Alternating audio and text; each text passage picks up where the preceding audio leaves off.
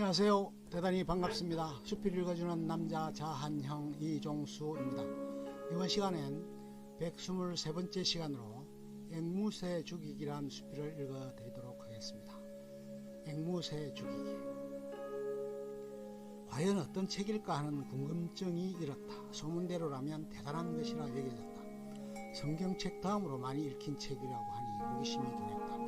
1930년대를 배경으로 알라바마주의 조그만 소도시 메이컴이라는 곳에서 일어난 일을 소재로 했다.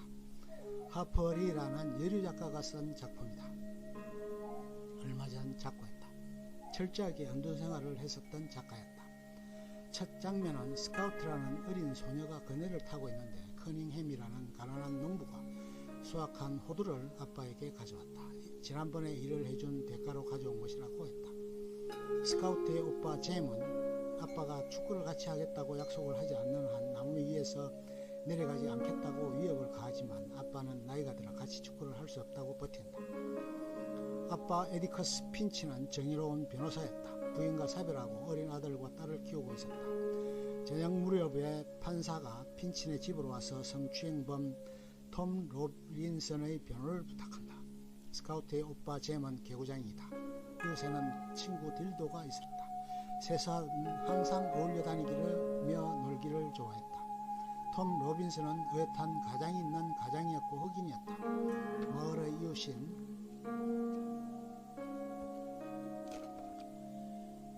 이웰의 집을 지나다가 이웰의 딸 마엘라의 부탁으로 여러가지 가사일을 도와주곤 했다. 사건 당일에도 마엘라가 톰에게 도움을 요청해서 집안일을 거들어주게 되었다. 어떤 때는 장작을 패주기도 했고 전등을 갈아주기도 했다.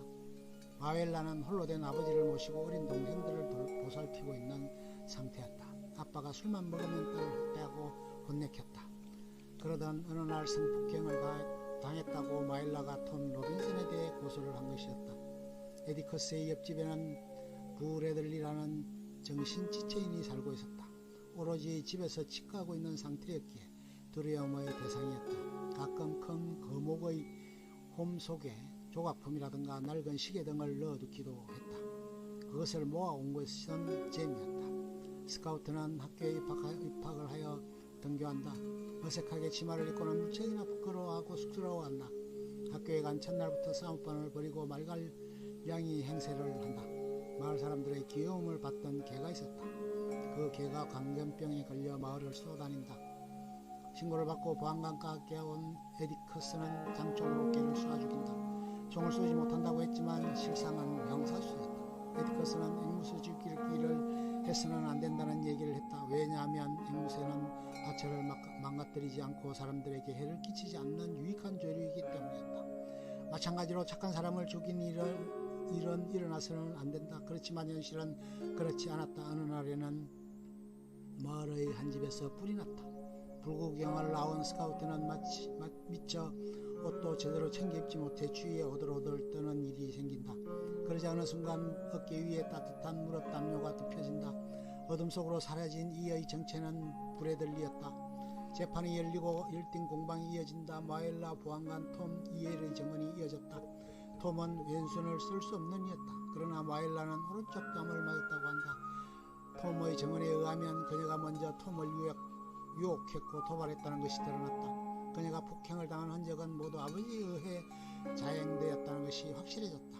엄연히 명백한 증거가 나왔음에도 톰이 동경심으로 그녀를 도왔다는 것에 격분한 배심원들은 유죄를 선고한다. 법정의 아래층은 모두 백인 편이었고 위층은 흑인 편이었다. 비록 재판에서 졌지만 위층 사람들은 에디커스에게 경의를 표한다. 흑인을 변호한다는 것으로 해서 에디커스는 톰을 지키려고 애쓴다. 이외를 비롯한 마을 사람들은 백인에게 피해를 입힌 로빈슨에게 린치를 가하기 위해 몰려온다.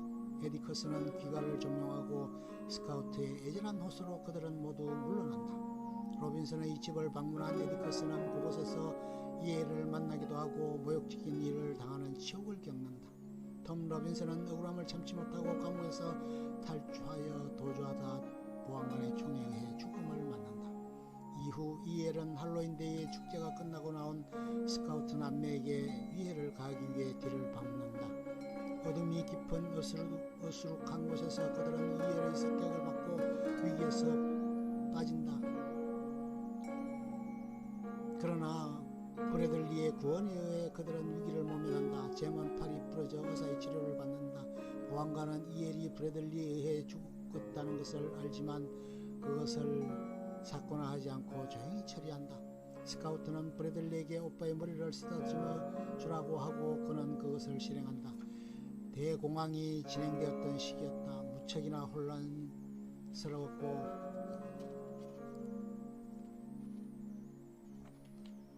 제대로의 정의가 실현되기도 힘들었고 집단적인 광기가 힘을 발휘하던 것에 개인에게 얼마나 치명적인 피해를 입히는가를 보여준 것이었다. 결코 문명사회라면 있을 수 없는 일이 그렇게 벌어졌고 그러면서도 세상은 굴러갔고 흘러갔던 것이다.